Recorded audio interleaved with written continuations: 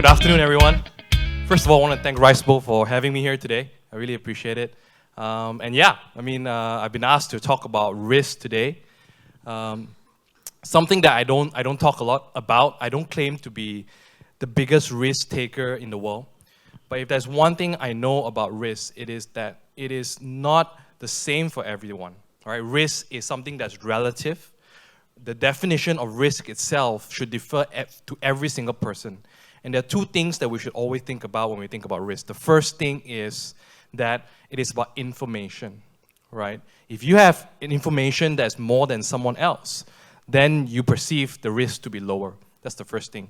I think the second thing that we should also know about risk is that it is also about circumstance, right? And everyone has a different circumstance. Some of you may be rich, some of you may be poor. Some of you may be very educated, some of you are not so educated. Everyone has a different circumstance. There's no right or wrong answer. So even as I talk to you about risk today, I hope that you take it with a grain of salt, apply it to your own circumstance, apply it to your own information as well. And I thought that before I begin, it would also be, prudent of me to give a bit more color, a little bit more flavor about myself before I begin talking about risk. Because again, I think that circumstance, information are two very key points when we discuss this. So I actually came from a middle upper income class family. So this is the first caveat. I studied in public school almost all my life. Went to a Chinese primary school, then a national school, Sultan Abdul Samad in PJ. And obviously then had a chance to travel and move to UK to do my A-levels, right? So that's when I first moved abroad to the UK and spent many years there. And then I spent some time in Singapore as well. So this does give you a sense, and I came from a family of three. So I have an elder sister and a younger brother. Yes, I am a middle child, and I think that explains a lot, right? A lot of people used to say that about me. But I think that gives you a bit of sense of who I am. So then when we discuss risk, we have to put it into context as well. And as I share more about what I've done, you guys can form your own opinions about whether it's risky or not risky. And you guys can form your own opinions on what kind of risk you want to take in your life or in your venture as well. So I thought that it'd be most useful to talk about risk with my journey, right? So just to show a snapshot of my journey so far. Next slide, please. So, as many of you know, I studied in the London School of Economics from 2005 to 2008. And when I graduated, I had a job with a company called Bain, which is a management consulting firm. I interned with them in 2007, got the job offer, and joined them in 2008. To me, makes perfect sense. To my mom, to my family, worst decision ever, right? For two very, very simple reasons. The first reason is this. As a kid going to LSE, we have been programmed and trained for 3 years that the sole purpose of our existence in LSE is to get into a bulge bracket. Bulge bracket meaning getting into an investment banking firm, like Goldman, JP Morgan, Morgan Stanley, and so on and so forth. So entire 3 years in London was to do that. So to my mom, who did not know what Bain was at all, it was the most terrible decision ever. The second factor is this. They spent a ton of money sending me there.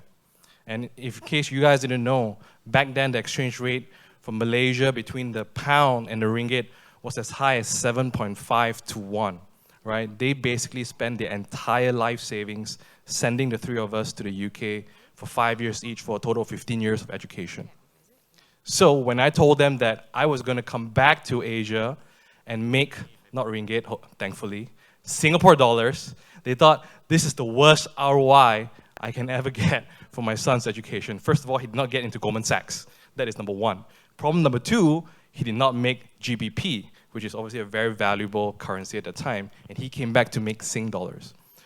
So for them, it was the most risky move ever, but for me, it made perfect sense.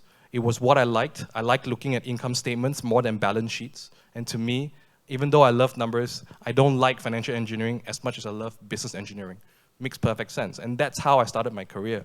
To my parents, biggest ever risk, to me, it was love. I was like fish in the water when I was at Bain. Right? It was the most natural thing I could do, talking to businesses, talking to CEOs, discussing with them about strategies to grow the business, right?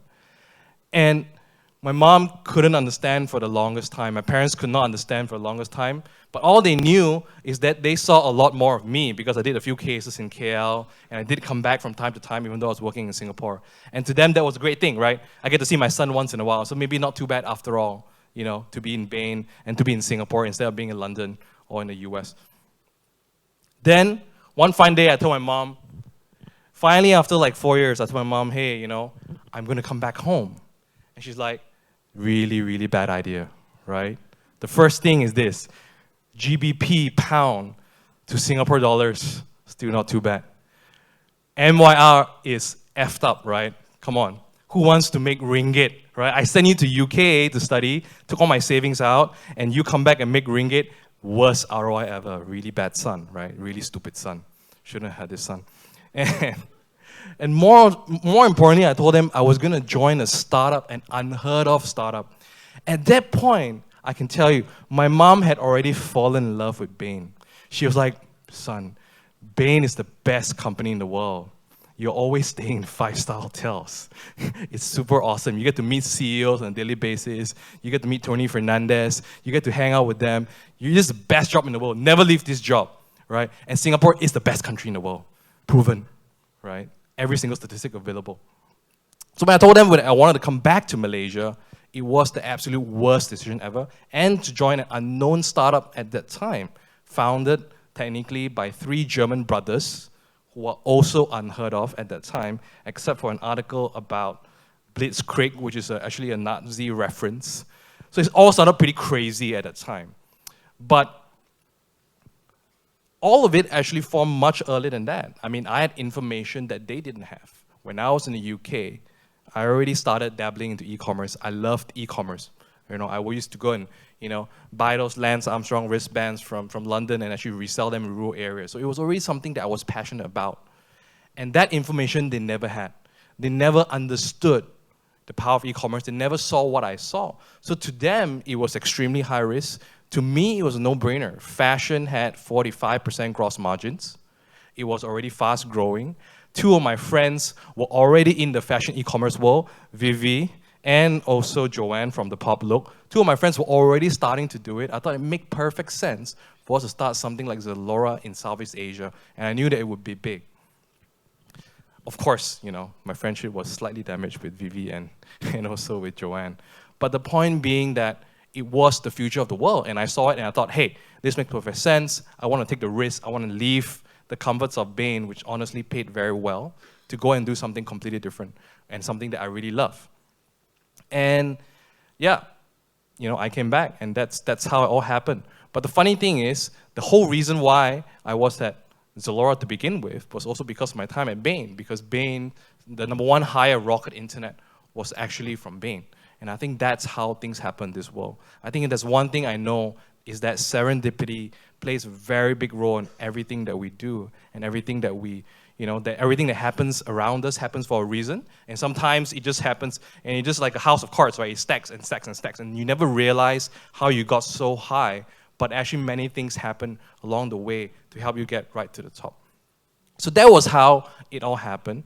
And honestly, you know, it was a really fun time for me at Zalora. You know, we spent many, many sleepless nights at Zalora. We used to do, 8 p.m., it's a half-day break, and we would continue to go back at work at 9, and we would work till 3, 4 a.m., and 6 days, 7 days a week.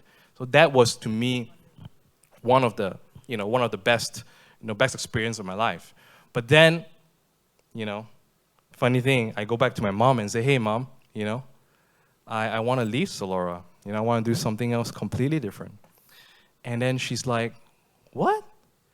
Why? Now all my friends know Zalora. It's the most awesome thing in the world, right? And I don't think that, again, she understood. But this time, I think the risk for me was a lot bigger. I think many of you, those who have read my profile, would never have heard of something called Sea Eagle at Capital, which is actually a Series A VC fund that I created in 2013 when I was 26 years old.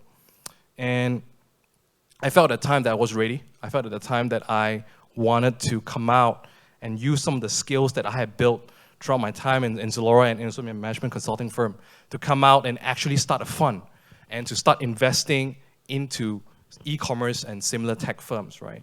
And I think that is really how that's really what convinced me to eventually leave Zalora. And it was a much bigger move, and for me, it was also the darkest times of my life, to be very honest with many of you. At the time in Sea Eagle, I spent probably more than half of my savings setting up a fund in Cayman Islands, something I don't even understand, to be honest. Setting up a bank account in DB. I see some guys on the VC guys, they're probably nodding their heads. Super expensive legal fees, doing stupid shit like, all this like LP agreements and shit like that, which is very stupid, and GP LP agreements. And I spent a lot of money doing it. And those are really expensive stuff, and I use all my savings doing it. And I think it's something that I don't talk about a lot. My partner and I actually both spend a lot of money doing it, but he's richer than me, so it's okay for him. And yeah, it didn't take off. I mean, otherwise, I'll be sitting in this room listening to some idiot talking about his risk instead of being the one talking about it. And yeah, I think that is, to me, sometimes you got to bet, and sometimes you make it, sometimes you don't make it. In this case, I didn't really make it. In fact, but that journey was super exciting for me. At that time, I remember the companies that I was talking to in 2012, 2013 about making Series A investments, and there were few names that I still remember to today, like Ching from iMoney. I talked to him. I talked to Anthony at that time, My Taxi. He was talking to me about investment opportunity in Grab at the time, in a gym in Jaya where his office is. So he would be gymming, and he'd be like, "Yeah, Wee Jonn, you want to invest in My Taxi," which is super crazy. But the thing is, for me, I'm very clear about what we really want, and it wasn't the right timing. It wasn't the right timing for me. It wasn't the right timing for the companies that we were talking to. It wasn't the right timing for the investors that we were talking to, and for me, yeah, we moved on. And that's how, in fact, I actually met Mark, who's the founder of Photobook, and that's how I eventually joined Photobook, which is a completely different story altogether, which we'll go into in a bit. And just a funny fact, the partner of mine in Sea Eagle Capital, so he and I, co-founded Sea Eagle Capital together. We ran it for about 1 year. He was still, at that time, in Rocket Internet. He eventually left Rocket Internet, that partner of mine, and he became the founder of Shopee, right? And today, he's the group CEO of Shopee, which is the largest e-commerce platform in Southeast Asia. And today, Shopee is also one of the most important partners for Photobook. So there again, if you see how serendipity works, you can actually see the power of how all the things you do can keep stacking and stacking, and you just have to believe that whatever you do, whatever risk you take, it happens for a reason, it happens for a reason, it happens for a reason. And that's why, like, even after I left Sea Eagle Capital and I joined Photobook, I know that I wouldn't have joined it if it wasn't for Sea Eagle Capital. And I wouldn't have started Sea Eagle Capital if it wasn't for Zalora. I wouldn't have joined Zalora if it wasn't for Bain. Right? So I think all those things keep stacking and stacking. I think it's very important as you guys think about your own journeys and the risks you want to take. The most common question that I get after I joined Photobook, and especially at that time, I was very connected in the startup scene because we set up the Sea Eagle Capital vehicle, is I get two most interesting questions. The first important question that I always get is, what is Photobook? Right? And I think the next slide, I have a very simple summary of what we do. If you can go to the next slide, please. Mr. Slide, thank you. Yeah, so this is us today. We have 6 offices. We've been founded since 2005. We're a platform where we provide people to create photo products and personalized products. Right? So these are products where people can go online, they can select their own photos, and they can actually create a product out of it, physical product out of it. And the second question that my friends at the time will always ask me is like, and this is very weird.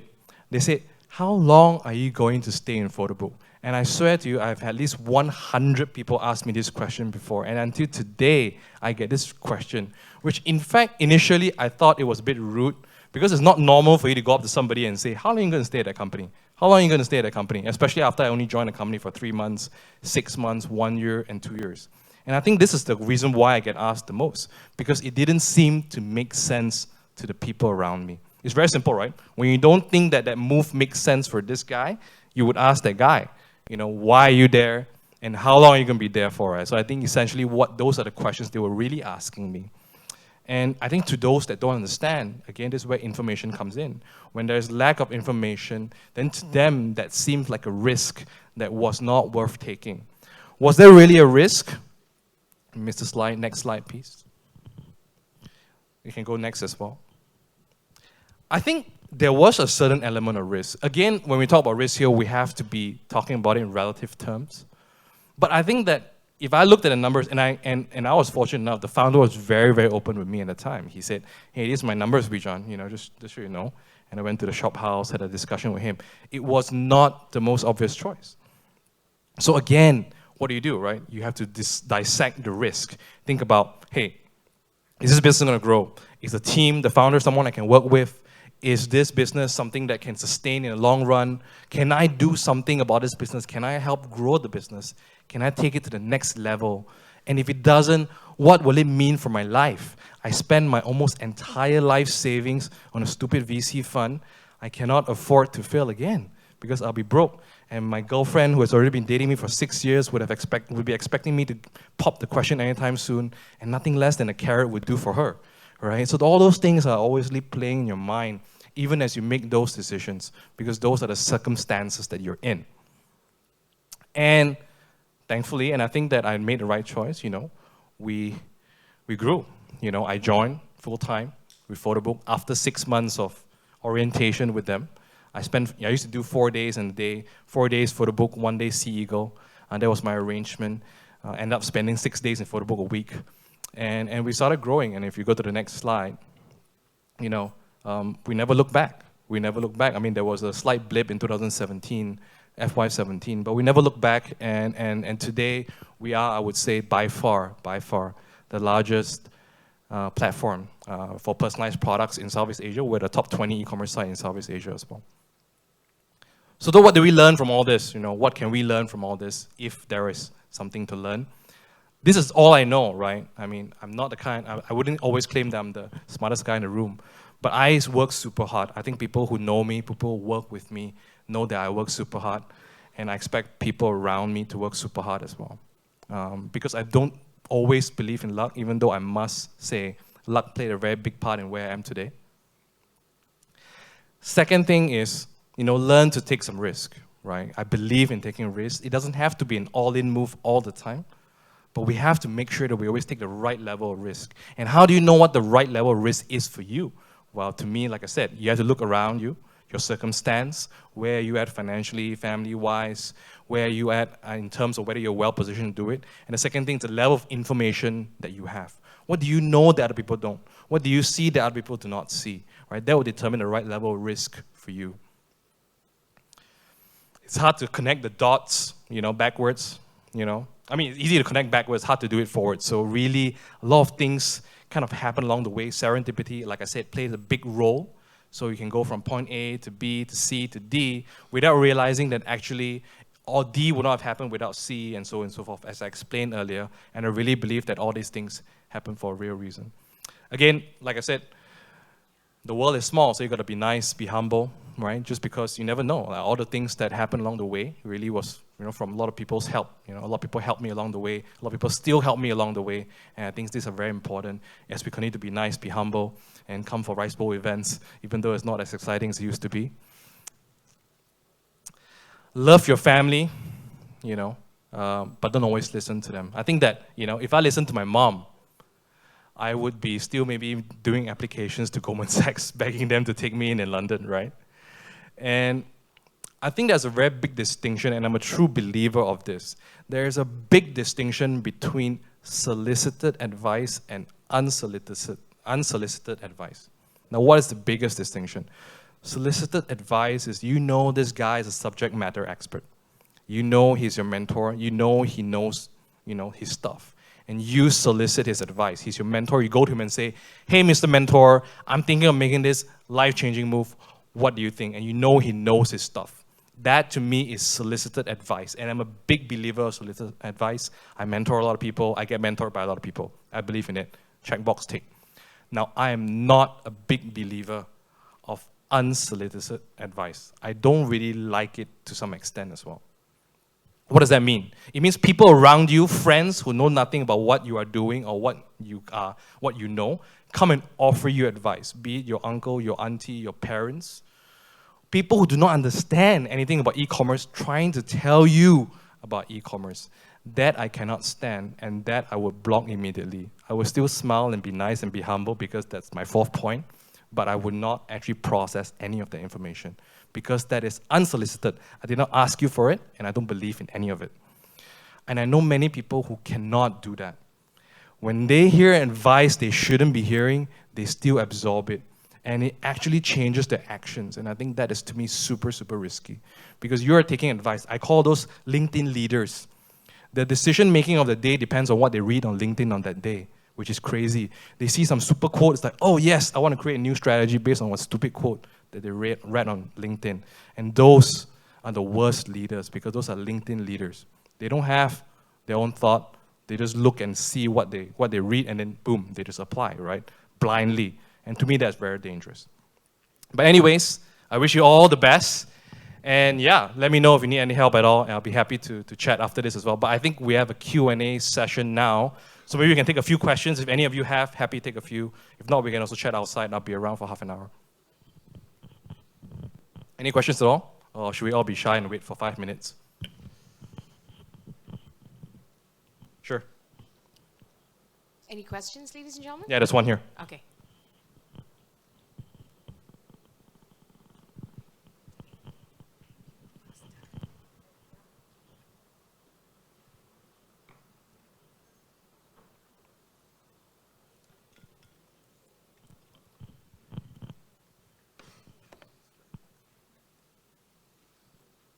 I can probably hear you.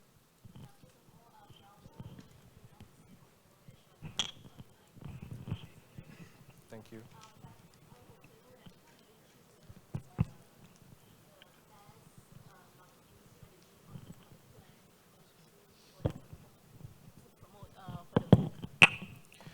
Yeah, so I think the question from her was really, how do you decide on the best strategy, best plan for us, and best tools that we can use to actually grow? Specifically, I think her question was around Photobook. I think that for me, I think if you remember, like back in those days, I don't know if you know about Photobook, but back in those days, 6 years ago, after I joined, 2 months after I joined, we launched a free strategy, a free Photobook strategy, and that was a really major pivotal point for us to actually grow. Right? We actually got a ton of new users as a result of that free strategy.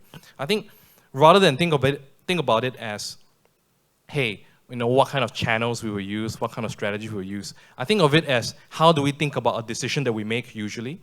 And we would say, okay, why don't we, let's say, example, discount more, right? So we move, there are two ends of the spectrum, and we move a little bit.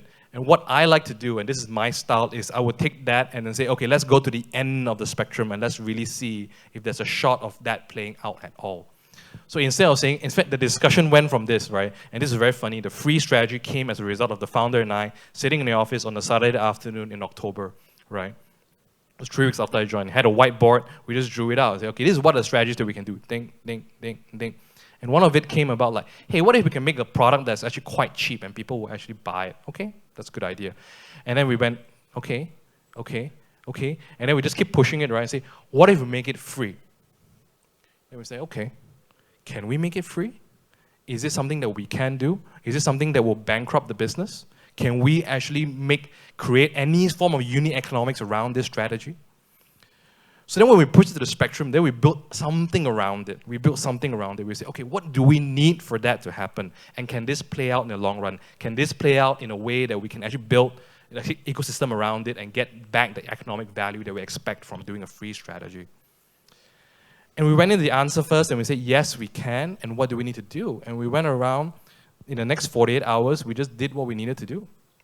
In the next 48 hours, we called our suppliers, we called our payment providers, we called our logistics players, we called iPay, we called PayPal, we called GDAX, we called everyone we knew that was supplying us products and our vendors, and we say, hey, can you support me on this, right?